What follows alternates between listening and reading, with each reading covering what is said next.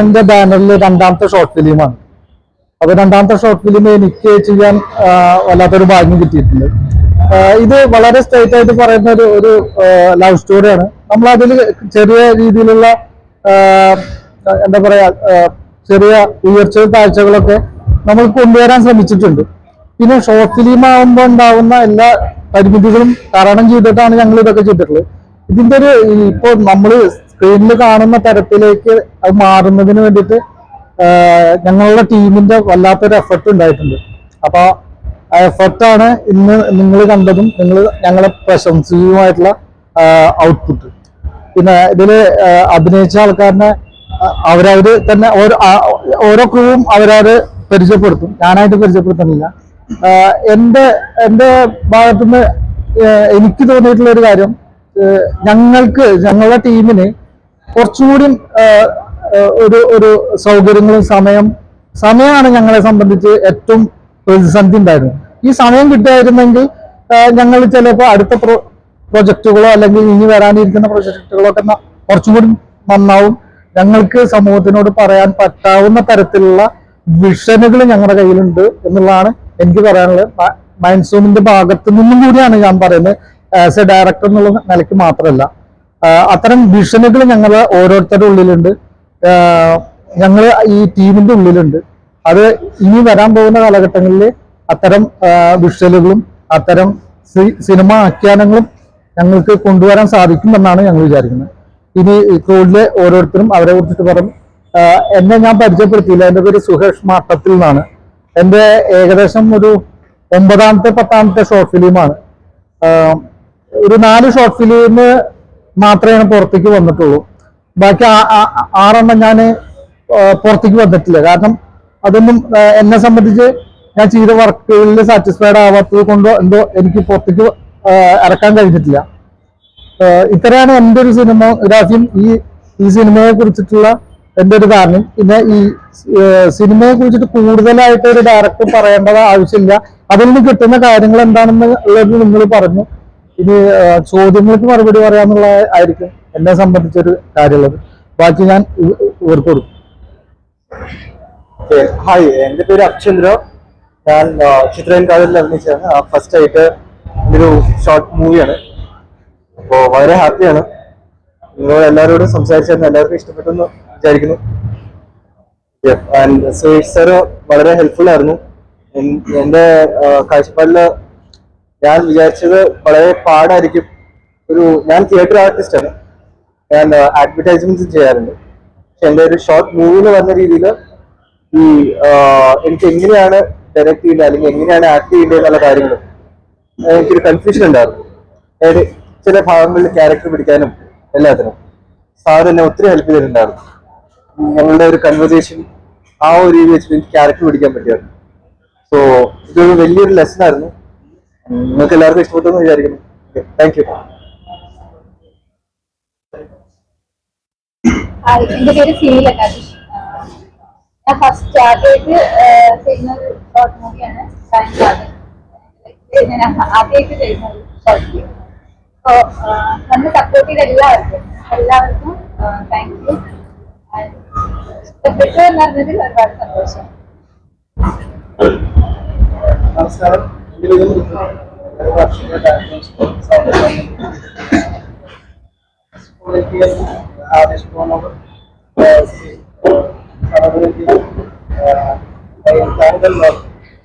ആദ്യമായിട്ട് സെക്കൻഡ് വർക്കാണ് ഇതിന് മുമ്പുള്ള സ്റ്റുഡിയോയിലാണ് ചെയ്യാൻ പറ്റിയത്. ഷോറൂം കഴിഞ്ഞപ്പോൾ അത്യാവശ്യം നല്ല അഭിപ്രായം കിട്ടി.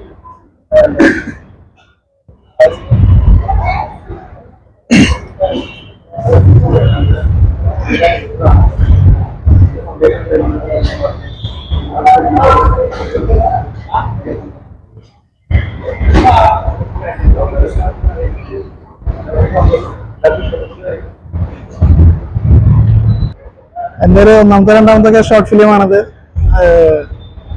സുരേഷ് ഏട്ടൻ്റെ കൂടെ തന്നെ ഡയറക്ടറുടെ കൂടെ 2 വർക്കിൽ ഞാൻ അഭിനയിച്ചിട്ടുണ്ട്. പിന്നെ ഇതിൽ അവസരം തന്ന ആദിഷ്ണു, പിന്നെ നമ്മുടെ സ്ക്രിപ്റ്റ് റൈറ്റർ എത്തിയിട്ടില്ല, അവനോട് ഒരുപാട് നന്ദി. പിന്നെ എല്ലാവരും നമ്മുടെ കൂടെ നല്ല സപ്പോർട്ട് ചെയ്തിട്ടാണ് വർക്ക് ചെയ്തിട്ടുള്ളത്. എല്ലാവർക്കും ഇഷ്ടപ്പെട്ടു എന്ന് പറഞ്ഞതിൽ സന്തോഷം. Thank you. ഹായ്, എൻ്റെ പേര് ആദിഷ്. ഞാൻ ഇതിന്റെ പ്രൊഡ്യൂസറാണ്. നമ്മള് മൈൻഡ് സോൺ ഫിലിംസ് എന്ന് പറഞ്ഞ ഒരു ബാനറിലാണ് ഇത് ചെയ്തിട്ടുള്ളത്. നമ്മൾ ഇതിനു മുമ്പ് ചെറിയൊരു വർക്ക് ചെയ്തിട്ടുണ്ടായിരുന്നു, ചെത്ത് എന്ന് പറഞ്ഞിട്ട്. ഇത് സെക്കൻഡ് വർക്കാണ്. ഇനിയും തുടർച്ചയായിട്ട് നമുക്ക് വർക്കുകൾ ചെയ്യണം, സിനിമ ചെയ്യണം എന്നാണ് ഡ്രീം. അപ്പൊ ഒരു സിനിമ ചെയ്യാൻ വേണ്ടിയിട്ട് നമ്മൾ അതിന്റെ പുറകിലുള്ള ഓരോ ഡിപ്പാർട്ട്മെന്റ്സും കാര്യങ്ങളൊക്കെ നമ്മൾ പഠിക്കണമല്ലോ. അപ്പൊ അതിന്റെ ഭാഗമായിട്ട് നമ്മൾ ഷോർട്ട് ഫിലിംസ് ചെയ്ത് എക്സ്പീരിയൻസ്ഡ് ആവുകയാണ്. ഫ്യൂച്ചറിൽ മൈൻഡ് ഫിലിംസിന്റെ ബാനറിൽ സിനിമ വരും. അതിനുള്ള ഒരു പ്രിപ്പറേഷൻ ആണ്. പിന്നെ ഇതിന്റെ ഭാഗത്തുനിന്ന് നമുക്ക് നല്ലൊരു ഡയറക്ടർ കിട്ടി. പിന്നെ അതുപോലെ തന്നെ നല്ലൊരു മ്യൂസിക് ഡിപ്പാർട്ട്മെന്റ് ചെയ്തു മൃദുല്. അതുപോലെ നല്ല എഡിറ്റർ, ആക്ടേഴ്സ് ആണെങ്കിലും ഇവര് 3 പേരുമാണ് മെയിൻ ആയിട്ട് ആ സ്റ്റോറി കൊണ്ടുപോകുന്നത്. പക്ഷെ ഈ 42 മിനിറ്റ് ലാഗ് ഇല്ലാതെ പോയി എന്നുള്ളത് ഇവരുടെ ഒരു പെർഫോമൻസിന്റെ ഭാഗമായിട്ടാണെന്നാണ് എനിക്ക് തോന്നുന്നത്. അപ്പൊ അങ്ങനെ നല്ലൊരു ഫീഡ്ബാക്സും കാര്യങ്ങളൊക്കെ കിട്ടി. തീർച്ചയായിട്ടും ഇത് യൂട്യൂബില് 16-ാം തീയതി റിലീസ് ചെയ്യുന്നുണ്ട് 6:30-ക്ക്. അപ്പൊ യൂട്യൂബിൽ വന്നു കഴിഞ്ഞാൽ എല്ലാവരും കാണുക. ഇപ്പോ റിവ്യൂ പറഞ്ഞ പോലെ തന്നെ പ്രേക്ഷകരുടെ ഭാഗത്തുനിന്ന് നമ്മളല്ലല്ലോ പറയേണ്ടത്. അപ്പോൾ അവരുടെ ഭാഗത്തുനിന്ന് നല്ല റെസ്പോൺസ് വരും എന്ന് പ്രതീക്ഷിക്കുന്നു. Anyway, thank you so much ഡയറക്ടർക്കും, അതുപോലെ തന്നെ ഇതിൽ അഭിനയിച്ച എല്ലാ മെമ്പേഴ്സിനും, പിന്നെ അതുപോലെ തന്നെ മ്യൂസിക് ഡിപ്പാർട്ട്മെന്റ്, എഡിറ്റിംഗ് ഡിപ്പാർട്ട്മെന്റ്, പിന്നെ DOP, ഇവരൊന്നും എത്താൻ പറ്റിയിട്ടില്ല, വേറെ വർക്കുകൾ ഉള്ളത് കൊണ്ടാണ്.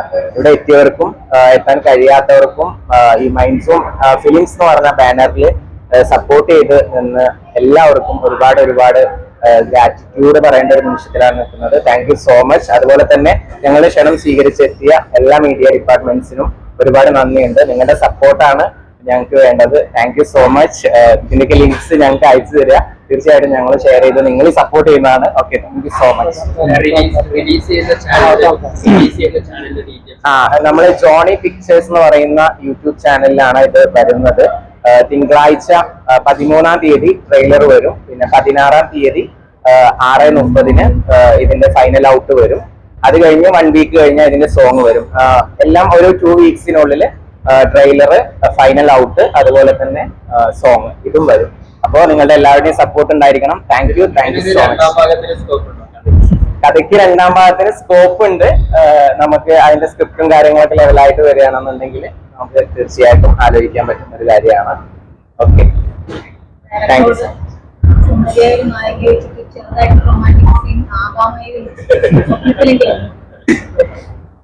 അല്ല, അത് സത്യത്തില്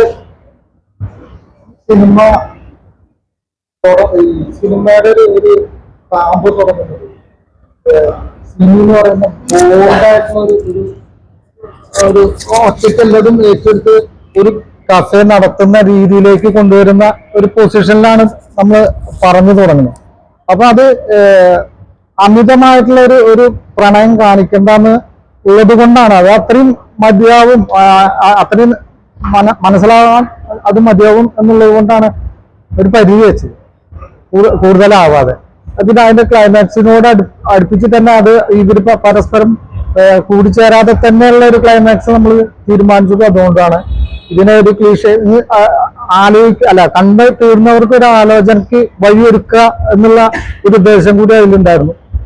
അതുകൊണ്ടാണ് അത്രയും പരിമിതപ്പെടുത്തിയിട്ട് നമ്മൾ കൃത്യമായിട്ട് പരിമിതപ്പെടുത്തിയിട്ട് ലിമിറ്റേഷൻ വെച്ചിട്ട് അവരെ ഇതൊക്കെ ലീഡ് ചെയ്തിട്ടുള്ളത്.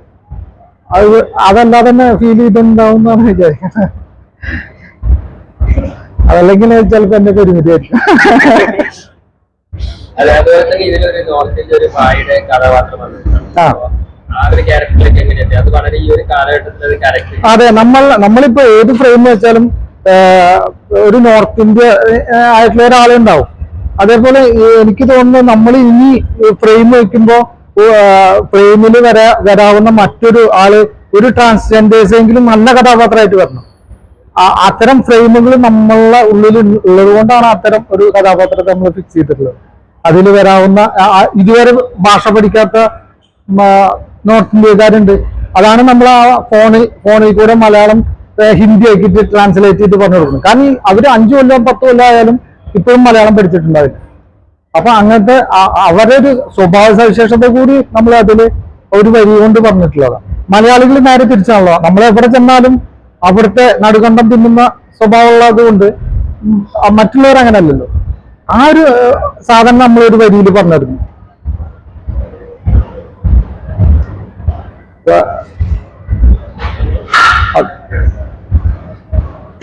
ഇതിന് പിന്നെ വേറെ പറയുന്നത് ഈ കൊച്ചി അങ്ങനെ എന്താണ് ബാംഗ്ലൂര് പോലെയല്ല, അങ്ങനെ സാധാരണ ഈ പുറത്ത് വന്നവരോട് പൊതുവെ കേരളത്തിൽ പറയുന്ന ഒരു ഡയലോഗാണ്. അങ്ങനെ കുറെ റിയലിസ്റ്റിക് ആയിട്ടുള്ള സംഭവമുണ്ട്. പിന്നെ അതുപോലെ പിന്നെ ബാച്ചിലർ ആയിട്ട് താമസിക്കുന്ന ആ റൂമിന്റെ സെറ്റപ്പ്, അങ്ങനെ ഒരു ബാച്ചിലർ റൂമിൽ നേരെ എൻ്റർ ചെയ്ത് നമ്മൾ ഷൂട്ട് ചെയ്യുന്നതല്ല, ഒരു ആർട്ട് ഡിപ്പാർട്ട്മെന്റ് അങ്ങനെ അവരുടെ ഒരു കോൺട്രിബ്യൂഷൻ, ആ ഒരു തോട്ട് എങ്ങനെയാണ് വന്നത്? ഇത് എങ്ങനെയാണ് ആ റിയലിസ്റ്റിക് ആയിട്ട് തന്നെ ചെയ്യണം? കോഫി ഷോപ്പ് സെറ്റ് ചെയ്തത്, അതിനൊക്കെ പുറകിലുള്ള വർക്ക് എങ്ങനെയാണ്?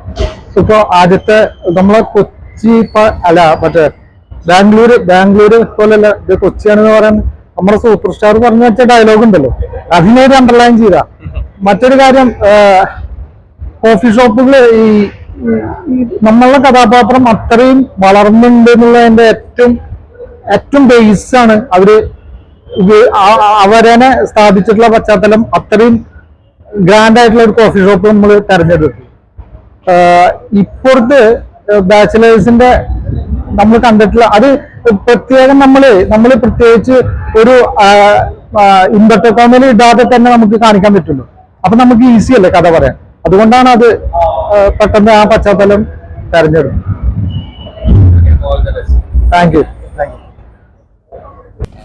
ആദ്യം തന്നെ ഇവിടെ നമ്മുടെ ക്ഷണം സ്വീകരിച്ചെത്തിയിട്ടുള്ള മാർത്താണ്ഡ സാറുണ്ട്, പിന്നെ അതുപോലെ തന്നെ സതീഷ് സാറുണ്ട്, പിന്നെ അതുപോലെ പ്രൊഡ്യൂസറായിട്ടുള്ള ശിവൻകുട്ടൻ സാറ്, അതുപോലെ തന്നെ പ്രൊഡ്യൂസറായിട്ടുള്ള നജിമുദ്ദീൻ സാറ്, പിന്നെ അതുപോലെ ജയമോഹൻ സാറ്, പിന്നെ മീഡിയ സുഹൃത്തുക്കൾ, പിന്നെ ഒരുപാട് ഷോർട്ട് ഫിലിം ഡയറക്ടേഴ്സും റൈറ്റേഴ്സും ഒക്കെ ഇവിടെ ഇരിക്കുന്നുണ്ട്, പിന്നെ ഡിസൈനേഴ്സ് ഉണ്ട്.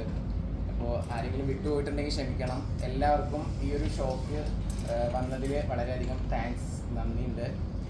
ചെറിയൊരു പരിപാടിയാണ്, നിങ്ങളൊക്കെ തരുന്ന സപ്പോർട്ടാണ് ഞങ്ങൾക്ക് മുന്നോട്ട് പോകാനുള്ള ഒരു ഊർജം. Thank you so much.